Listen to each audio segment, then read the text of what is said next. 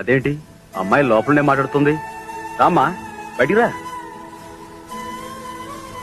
అది బయటికి రావాలంటే నేను లోపలికి వెళ్ళాలి బాబుగారు. ఉన్నది ఒక్క చీరేనండి.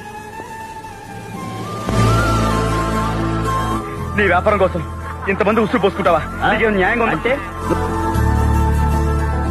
అడదాని అనాథన చేసి ఆ పసి వాళ్ళని దిక్కులేని వాళ్ళని చేశామే, అది మహాపాపం. ఆ పాపానికి నేను బాధ్యుణ్ణి.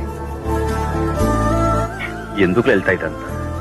గుర్తింపు రావాల్సింది పనికి, మనిషికి కాదు. నేను వెళ్ళొస్తానని నాన్నగారికి చెప్పినా ఆయన కనీసం ఫోన్ చేసి వెళ్ళమని వదిలే వదినా.